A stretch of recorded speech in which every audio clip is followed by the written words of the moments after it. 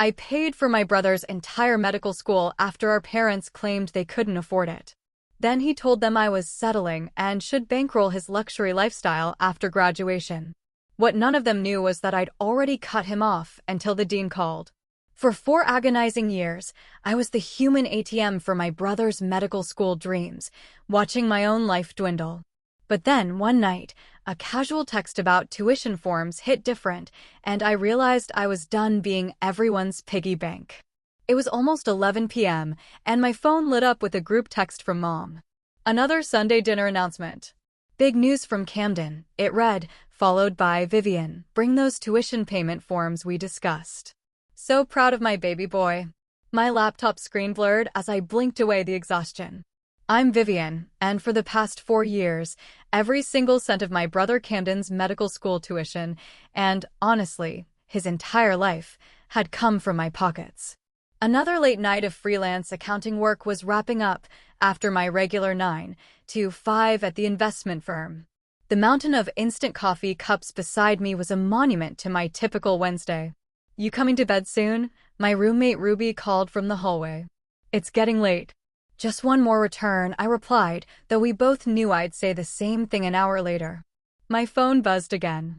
This time, it was Camden. Sis, can't wait to tell you everything Sunday. By the way, my rent's due next week. Same account. I stared at that message, my thumb hovering. For years of these casual money requests. For years of just until I graduate morphing into just until residency, and I just knew it would turn into what next. The memory of how this all started played in my mind like a worn-out movie. Mom and Dad sitting me down right after Camden got his acceptance letter. Their faces were a mix of pride and worry. We just can't afford it, Mom had said, wringing her hands. But he's so brilliant, Vivian. He could be such an amazing doctor. Dad had cleared his throat awkwardly. You're so responsible with money, sweetheart. Always have been. And you're doing so well at your job. I'd agreed before they even asked, because that's what good daughters do, right? My phone rang, startling me from the memory. It was Ruby. I can hear you thinking from my room, she said, when I picked up. What's wrong?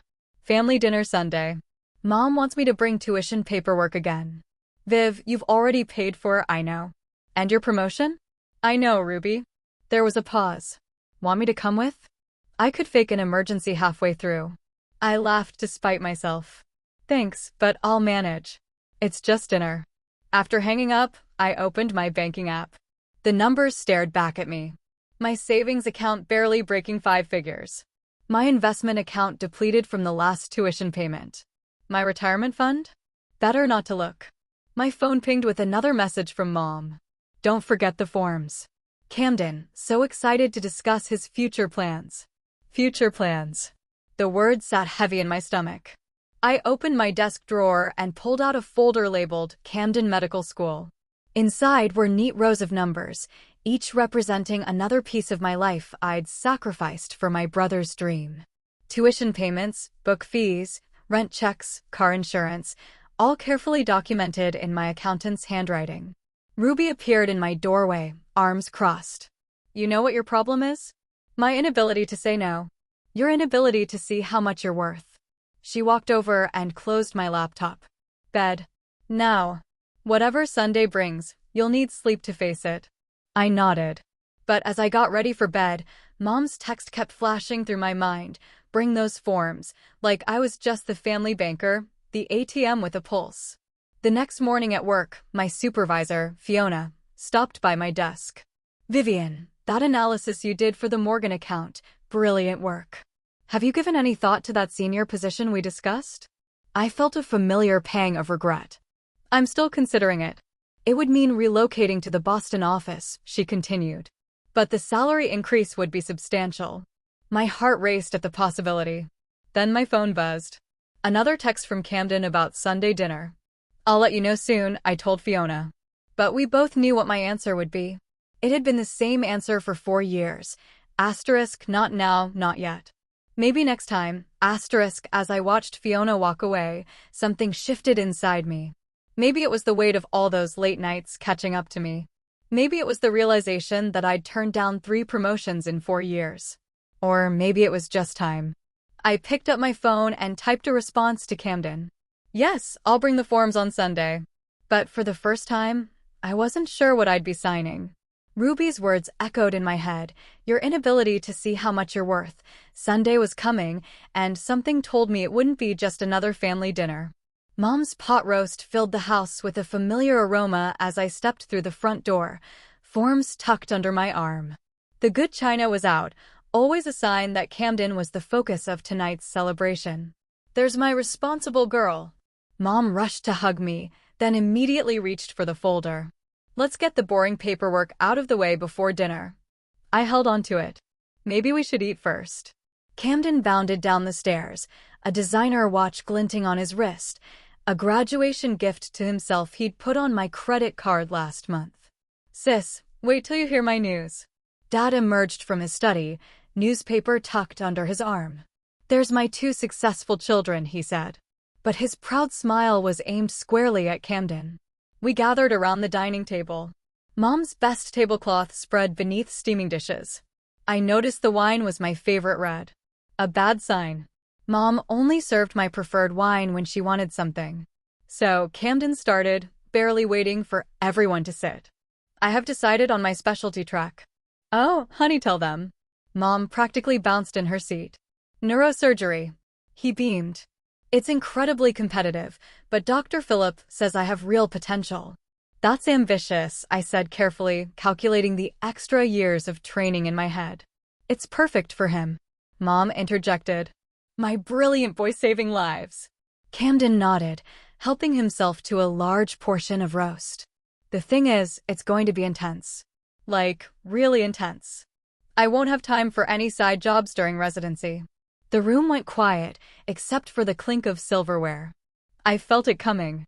Actually, he continued, I'll need to focus completely on my studies. No distractions. You understand, right, Viv? I set down my fork. Understand what? Well, you've been so amazing with handling all the, practical stuff. And since you're settled in your career, settled, the word tasted bitter. You know what I mean? You're stable, established, and it's not like you have a family to support or anything. Mom jumped in. What your brother means is that this is such an incredible opportunity, and you've always been so good with money, sweetheart. Good with money, I repeated slowly. You mean good at giving it away. Now, Vivian, Dad warned, his tone carrying that familiar, don't rock the boat edge. Camden leaned forward, his face arranged in that earnest expression he'd perfected over years of getting his way. I've been looking at apartments near the hospital. There's this perfect place. It's a bit pricey, but the location could really help with my schedule. Have you looked at the numbers? I asked, my voice surprisingly steady. That's what the forms are for. Mom reached for my folder again. We can work it all out tonight. I pulled the folder closer. These aren't approval forms. What do you mean? Camden's smile faltered. I opened the folder and spread out 4 years of receipts, bank statements, and transfer records across Mom's precious tablecloth. This is everything I've paid for. Every dollar, every cent. Vivian, please, Dad started, but I cut him off. $432,000, I said. That's not including the car, the rent, or the credit cards. The silence was deafening. But that's what family does, Camden said weakly. We support each other. Support? I laughed, and the sound surprised even me. When's the last time any of you asked about my life, my dreams?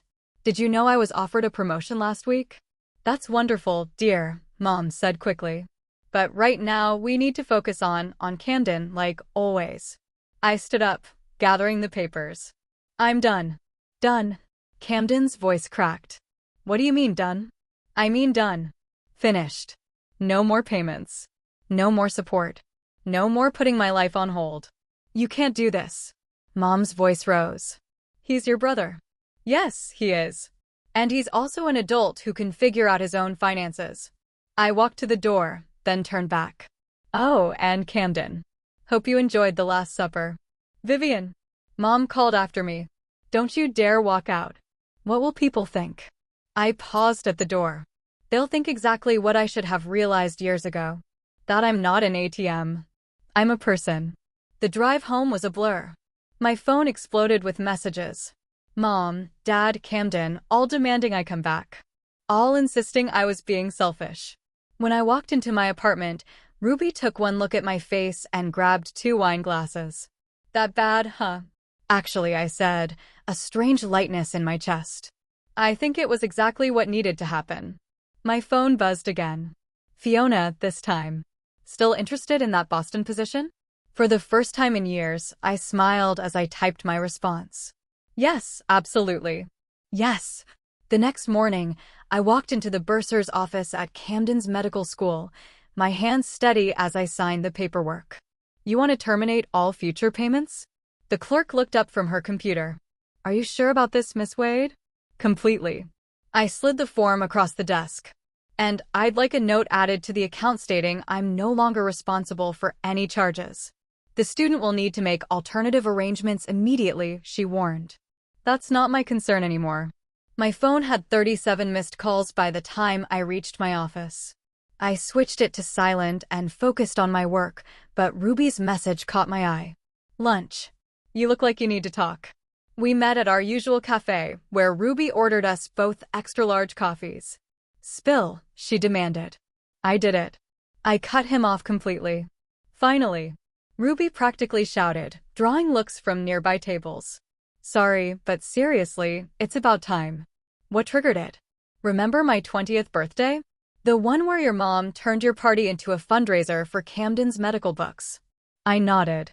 Or last Christmas, when I couldn't go on that ski trip with you because Camden needed new winter tires. Or the time, okay, I get it, Ruby interrupted. But why now? Because I'm tired of being the family ATM. Did you know Camden spent $300 on a watch last month? On my credit card. Meanwhile, I'm eating ramen to make rent. Ruby's phone buzzed. She glanced at it and frowned. Viv, you might want to check social media. I pulled up Instagram to find Camden's latest post. Sometimes the people who should support you the most are the ones who hurt you deepest. Hashtag toxic family, hashtag boundaries, hashtag healing. He's playing victim. I laughed incredulously. Classic. Your mom's commenting on it too, Ruby pointed out. Praying for you, my sweet boy. Some people just don't understand family loyalty. My coffee suddenly tasted bitter. $20 says she wrote that from her house that I helped refinance last year. Back at work, Fiona called me into her office. About Boston, she started. I want it, I said firmly. If the offer still stands. It does, but it means moving in 3 weeks. Are you sure your family obligations won't be an issue? No obligations anymore. I straightened in my chair. I'm free to focus on my career. My phone lit up with a call from an unknown number. When I answered, a professional voice spoke. This is Dean Mackenzie from the medical school. Do you have a moment to discuss Camden Wade's account? I've already spoken with the bursar's office, I replied. Yes, about that, she paused. Your brother's enrollment status is now in jeopardy. He's claiming there must be some mistake. There's no mistake. I'm no longer funding his education. I see. Another pause. You should know he's been quite vocal about the situation around campus. Let me guess, he's telling everyone his cruel sister abandoned him. Something like that. The dean's tone softened, though his version doesn't quite match our financial records. After hanging up, I opened my laptop and created a new folder, Evidence. Into it went screenshots of every transaction, every manipulative text, every guilt-tripping email from the past 4 years. Ruby appeared at my desk. Your mom's calling me now. What did she say? That I should talk some sense into you? That Camden's future is at stake. Ruby rolled her eyes. I told her I fully support your decision and hung up. My email pinged. A message from Dad. Princess, please reconsider. Your mother's beside herself. Camden's devastated. This isn't like you. That's the problem, I muttered. Everyone thinks they know exactly what I'm like. Ruby perched on my desk. Remember when you wanted to start your own consulting firm? 3 years ago, I nodded. Right before Camden's first tuition payment was due. You could do it now, she pointed out, with the Boston salary. My phone buzzed again. A text from Camden. The dean called me in. They're threatening to suspend my enrollment. Is this what you wanted? To ruin my life. I showed Ruby the message. Watch how fast this becomes my fault. Let them spin it however they want, she said. You know the truth. I looked to the Boston offer letter on my screen, then at the growing folder of evidence on my desktop. For years, I'd been the family's backbone, their safety net, their silent supporter. But as I typed my acceptance email to Fiona, I realized something. Silence had been my chains. And I wasn't just breaking free. I was about to get loud. My phone lit up with another call from the dean's office. This time, I smiled as I reached for it. The reckoning was just beginning. Miss Wade, I'll be direct. Dean Mackenzie's voice was crisp through the phone. Your brother's tuition payment is now 2 weeks overdue. Without immediate resolution, he'll be placed on financial suspension. I understand, I replied, keeping my voice neutral. But as I explained to the bursar's office, I'm no longer responsible for Camden's expenses. He seems to think otherwise. He's been quite insistent that this is a temporary misunderstanding. I could imagine Camden's practice charm, his rehearsed smile. It's not a misunderstanding, Dean Mackenzie. He's a grown man who needs to handle his own finances. After hanging up, I turned to find Fiona in my office doorway, ready to discuss the Boston transfer. Actually, she said, closing the door behind her. I wanted to talk about the salary package. The board approved a higher offer than initially discussed. She slid a paper across my desk. The number made my eyes widen. This is, I started. What you're worth, Fiona finished. What you should have been earning years ago if you hadn't kept turning down promotions. My phone buzzed. Camden calling for the 12th time today. I declined it. When can you start? Fiona asked. Before I could answer, my phone lit up again. Mom this time. Then immediately after, Dad. Then Camden again. Family emergency? Fiona raised an eyebrow. No, I said firmly, silencing my phone. Just people learning that actions have consequences. Back at my desk, I opened my email to find a message from Camden. Sis, this isn't funny anymore. The dean says they're going to suspend me. Mom and Dad can't help. You know that. I have exams next week. Please don't ruin everything I've worked for. Everything he worked for, the words stung. Ruby appeared with coffee. Your brother's gone nuclear on social media. Check his latest post.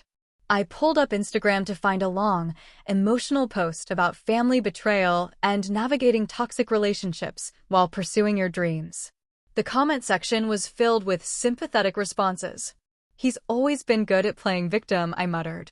Speaking of playing, Ruby said. Did you see what your mom posted? My mother's Facebook status read, heartbroken watching my son struggle because of others' selfishness. Please keep Camden in your prayers. My phone buzzed with a text from Dad. Your mother's taking anxiety medication because of this. Is that what you wanted? I showed Ruby the message. Funny how they never needed medication when I was working myself sick to pay their golden child's tuition. You know what this needs? Ruby pulled out her laptop. Documentation. We spent the next hour organizing my evidence folder. Screenshots of Camden's luxury purchases using my credit card, records of my depleted savings, emails where my parents dismissed my career opportunities in favor of Camden's needs. This is intense, Ruby said, scrolling through years of financial abuse. Have you shown this to anyone? Not yet, I hesitated, but maybe. My office phone rang. The dean again. Miss Wade, I apologize for calling again, but there's been a development. Your brother has submitted some concerning documentation regarding his financial independent status. My heart skipped. What kind of documentation? Forms suggesting he has independent means to fund his education? Given your recent statements, I'm concerned about their authenticity. I sat up straighter. Dean Mackenzie, I'd be happy to provide you with detailed records of exactly who has been funding Camden's education for the past 4 years. After hanging up, I turned to Ruby. He's trying to forge financial documents. That's fraud, she said, eyes wide. Yes, I replied, opening my evidence folder. Yes, it is. My phone lit up with another call, this time from an international number. Ruby grabbed it before I could. Hold up, she said, Googling the area code. This is from London. Isn't that where Camden was hoping to do his residency? A new email popped up from the dean. Miss Wade, given recent developments, would you be willing to provide a formal statement regarding your brother's financial history with the school? I looked at the international number still flashing on my phone, then at the years of evidence on my screen, then at the Boston offer letter sitting on my desk. You know, I said to Ruby, I think it's time everyone learned exactly who's been behind Camden's success story. You're going to do it? Ruby asked. Go nuclear? No, I replied, starting to type my response to the dean. I'm just going to tell the truth. Every single detail of it. My phone buzzed one final time. A text from Camden. Please, Viv, I need you. For the first time in years, those words didn't move me. Instead, I opened my email and began. Dear Dean Mackenzie, I appreciate your concern regarding this situation. Please allow me to provide a complete financial history. The truth, as they say, was about to set me free. The pounding on my apartment door started at 7 a.m. on Saturday. I knew it was coming. Mom's texts had grown increasingly frantic after the dean's office contacted Camden about discrepancies in his financial documentation. Vivian. Mom's voice carried through the door. Open this door right now. Ruby emerged from her room, still in pajamas. Want me to call security? Before I could answer, I heard Dad's voice. Princess, please. We need to talk about this as a family. I opened the door to find my entire family in the hallway. Mom's mascara was smeared. Dad looked exhausted, and Camden, my perfect little brother, was pale with rage. What did you tell the dean? He demanded, pushing past me into the apartment. The truth, I closed the door behind them. Every single detail of it. You had no right. Mom's voice shook. Do you know what you've done? Actually, Ruby interrupted, laptop in hand. She had every right. Want to see the spreadsheet of exactly what Vivian's done for this family? Stay out of this. Mom snapped. No, let's show them. I nodded to Ruby, who turned the screen around. $432,000 in tuition, she began reading. $68,000 in rent, $42,000 in car payments and insurance, $12,000 in credit card debt. Stop, Camden shouted. Those were gifts. You offered to help. Gifts? I laughed. Let's talk about gifts, Camden. Like the Rolex you bought yourself using my credit card, or the luxury apartment you insisted you needed for studying. You're just jealous. Mom cut in. Jealous that your brother is doing something meaningful with his life, while you just push papers around. The words hit like a slap, but I stayed calm. You mean my job? The one that paid for everything on the spreadsheet. The dean is threatening to suspend me. Camden's voice cracked. The residency program in London already pulled my application. They're saying something about fraudulent financial documents. Funny how that works, I said. Actions having consequences. You vindictive, he spat. Dad finally spoke up. Language, Camden. Vivian, surely we can fix this. What do you want? What do I want? I walked to my desk and pulled out a folder. I want you all to see these. I spread out papers across my coffee table. Rejected promotion letters, canceled vacation plans, credit card statements showing Camden's extravagant spending. This one's my favorite. I pointed to a credit card bill. The day after I canceled my therapy sessions because I couldn't afford them, Camden spent $600 at a designer store. You're destroying his future. Mom wailed. No, Ruby interjected. She's making him face reality. Reality? Camden laughed bitterly. The reality is she's trying to ruin my life because she's bitter about her own choices. My choices? I felt something snap inside. Like the choice to skip my best friend's wedding because you needed emergency textbook money? Or the choice to live with a roommate at 33 because all my savings went to your tuition. We're your family. Mom pleaded. Family doesn't treat each other like ATMs, Ruby said. Nobody asked you. Mom turned on her. Actually, I said quietly. I'm asking her to witness this moment when I tell you all I'm moving to Boston. I've accepted a promotion, a real one, with a 6-figure salary and benefits. The silence was deafening. You can't, Camden whispered. Watch me. I handed him a stack of papers. Here's every transaction I've ever made for you. Every dollar you owe me, every opportunity one gave up. We'll never be able to pay this back, Dad said, looking at the numbers. I know. I met his eyes. That's not why I'm showing you. I'm showing you so you understand exactly what you're losing. Your soul. Mom's voice dripped venom. Your family. No, I replied. Your safety net. Camden's phone buzzed. The dean's office. His face went white as he read the message. They're suspending my enrollment pending a financial investigation. Actions, I repeated softly, have consequences. Please. He looked up, tears in his eyes. I'll do anything. Just tell them it was a mistake. It wasn't a mistake, Camden. It was exploitation. And it's over. Mom grabbed her purse, hands shaking. Come on, Camden. We'll figure this out ourselves. Good luck with that, Ruby muttered. As they filed out, Dad lingered at the door. Vivian, don't. I cut him off. Just don't.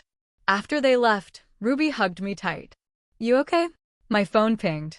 An email from the dean requesting a formal meeting about Camden's financial disclosures. You know what? I said, starting to type my response. For the first time in years, I really am. The truth hadn't just set me free. It had given me my life back. Your brother's gone full martyr mode, Ruby said, sliding her phone across my desk. Check his latest Instagram post. I glanced at the screen, a black and white photo of Camden in his white coat, stethoscope artfully arranged around his neck. The caption read, when those closest to you try to destroy your dreams, remember success is the best revenge. Hashtag medschool struggle, hashtag challenge, hashtag resilience, hashtag rising above. The comments are even better, Ruby pointed out. Dozens of sympathetic responses flooded the post. Former classmates, family, friends, even some of my relatives, all offering support and condemning the unnamed toxic family member trying to ruin his future. My phone rang. Dean Mackenzie again. Miss Wade, I've reviewed the documentation you provided, she began. I must say it's comprehensive. I'm an accountant, I replied. We keep receipts. Indeed. We've launched a formal investigation into your brother's financial disclosures. It appears he may have submitted falsified documents for his residency applications as well. I sat up straighter. What kind of documents? Claims of independent wealth, family trust funds, none of which seem to exist. She paused. We've had to notify several residency programs about potential fraud. After hanging up, I opened my laptop to find an email from an unfamiliar address, London Metropolitan Hospital's residency coordinator. Dear Miss Wade, we're reaching out regarding Camden Wade's financial documentation. Ruby read over my shoulder. He tried to fake financial documents for international programs. That's not just unethical, that's illegal. Speaking of illegal, I said, opening my banking app, look what I just found. There it was. A pending transfer from my account to the medical school's bursar office. One I hadn't authorized. He still has your banking password. Ruby gasped. Not anymore. I quickly called the bank, reporting the unauthorized access and changing all my credentials. My phone buzzed with a text from Mom. Hope you're happy. Camden's meeting with the academic board tomorrow. His whole future is at stake. Before I could respond, another message popped up. This time from an old family friend. Just saw Camden's posts. How could you do this to your own brother? He worked so hard. Worked hard spending your money, maybe, Ruby muttered. I opened my email and began composing a message to Dean Mackenzie, attaching additional bank statements showing Camden's spending habits. What are you doing? Ruby asked. Making sure they have the full picture, I continued typing. If Camden wants to play victim on social media, fine, but the school should know exactly who they're dealing with. My phone lit up. Fiona calling about Boston. Your apartment's ready whenever you are, she said. The team's excited to have you start next month. Perfect timing, I replied, watching another notification pop up from the dean's office. After hanging up, I checked my email. The subject line made my heart stop. Urgent academic integrity investigation. Camden Wade. The dean's message was clear. Camden was being called before the academic board to address serious concerns about ethical conduct and financial misrepresentation. Ruby whistled low. That's going to leave a mark. He did this to himself, I said, but my hands shook slightly as I typed my response, confirming I would attend as a witness if needed. My phone buzzed again. Dad, this time. The neighbors are asking questions. Your mother can't show her face at church. Please, princess, make this right. I showed Ruby the message. Funny how they're more worried about their reputation than their son's fraud. Speaking of reputation, Ruby pulled up a local news website. There, in the education section, was a small headline: Medical School Launches Investigation into Student Financial Fraud. No names were mentioned, but the timing was clear. It's going to get worse before it gets better, I said, starting to pack up my desk. You're not having second thoughts, are you? I paused, looking at the photo frame on my desk. Me at my college graduation, beaming, before all this started. No, I said firmly. I'm having first thoughts. For the first time in years, I'm thinking about myself. My email pinged one final time for the day. Camden's girlfriend. How could you betray him like this? He's your brother. He was going to propose to me after graduation. I closed my laptop, thinking about the designer watch he'd bought himself with my money. The one he'd probably planned to give her. Ready to go home? Ruby asked. Actually, I said, pulling up apartment listings in Boston. I'm ready to start looking for my new home. The next morning's headline would read, Local medical student suspended amid financial investigation. But for the first time, I didn't feel responsible for fixing someone else's mess. Sometimes the kindest thing you can do for someone is let them face the consequences of their own actions. The medical school's conference room felt colder than it should have in late spring. I sat across from the academic board, my evidence folder open in front of me, while Camden slumped in his chair at the other end of the table. Let's begin, Dean Mackenzie said, shuffling her papers. Mr. Wade, we're here to address serious concerns about financial misrepresentation and potential fraud. Mom and Dad sat behind Camden, Mom clutching her designer handbag, another gift funded by my credit card. The irony wasn't lost on me. This is all a misunderstanding, Camden started, flashing his practice smile. My sister and I had an arrangement. An arrangement you falsified in official documents, the dean interrupted. Miss Wade, could you please explain the actual nature of your financial support? I opened my folder. For the past 4 years, I've paid all tuition and living expenses. Camden had no independent means of support, despite what his residency applications claimed. That's not true, Mom burst out. We helped. Mrs. Wade, Dean Mackenzie warned. Please refrain from interrupting. I pulled out the bank statements. Every payment came from my accounts. I have records of every transaction, including personal expenses Camden charged without authorization. The board members passed the documents around, their expressions growing grimmer with each page. Mr. Wade, one of them spoke up. You claim to have access to a family trust fund in your London residency application. Camden's face went pale. I was going to set one up. With what money? I asked quietly. The money you took from my accounts? The room fell silent except for Mom's muffled sobs. The board has reviewed all evidence, Dean Mackenzie announced. Given the severity of these ethical violations, we have no choice but to suspend your enrollment for 1 academic year pending further investigation. 1 year. Camden jumped up. You can't do this. I'm months from graduating. Actions have consequences, I echoed my earlier words. As we left the conference room, a young reporter from the student newspaper approached. Excuse me, could I get a comment about the academic board's decision? Before Camden could speak, I stepped forward. I think this case demonstrates the importance of integrity in medical education.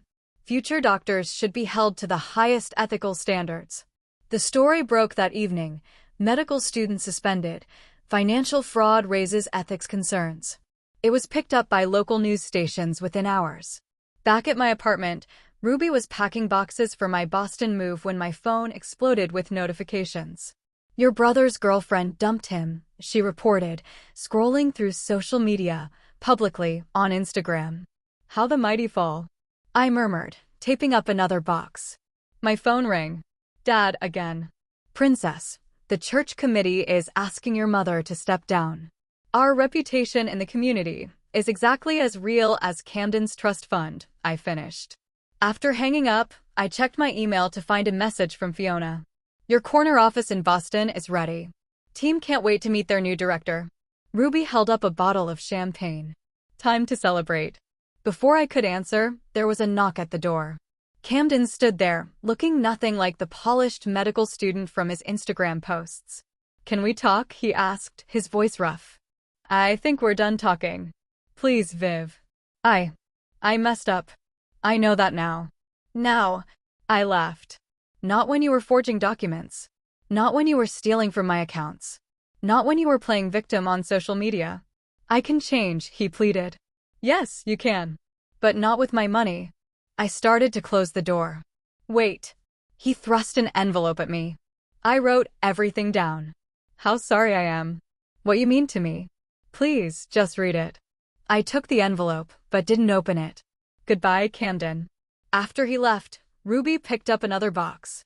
"You okay?" "Better than okay." I looked around my half-packed apartment. "I'm free."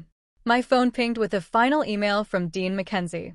"Miss Wade, thank you for your courage in coming forward. Your testimony will help establish stronger ethical guidelines for our program." I placed Camden's unopened letter in a box labeled Passed and sealed it shut. The next morning's headline would read, "Local Family's Social Standing Shaken by Medical School Scandal." Mom's church friends were already gossiping. Dad's golf buddies were suddenly too busy to play. But as I loaded the last box into my car, ready for my drive to Boston, I felt only lightness. The weight of family obligation had been replaced by something better. Self-respect. Ruby hugged me goodbye. "Show them what you can do when you're not carrying everyone else." I smiled, starting the engine. I planned to. The rearview mirror showed my old life growing smaller. Ahead lay Boston, a corner office, and a future that was finally completely my own. The Boston skyline glittered through my office window as I reviewed the latest quarterly reports. A knock on my door interrupted my concentration. "Miss Wade." My assistant poked her head in. "There's someone here to see you. Says she's from your old hometown." I looked up to find a young woman, barely 20, clutching a folder similar to the one I'd carried into the bursar's office that day. "I'm Sarah," she said nervously. "I read about your story in the Medical Ethics Journal, about standing up to your brother and the financial fraud." I gestured for her to sit. "What can I help you with?" "My sister's doing the same thing to me," she burst out, making me pay for her law school, her apartment, everything. "Our parents say it's my duty because I have a good job, but I'm drowning in debt." I opened my desk drawer and pulled out a familiar folder. My evidence file, now used as a template for others in similar situations. "First," I said, "we document everything." As I helped Sarah organize her financial records, my phone lit up with a text from Ruby.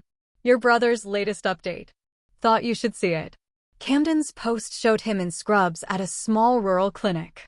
Starting over isn't easy, but sometimes hitting rock bottom teaches you who you really are. Grateful for this second chance as a medical assistant.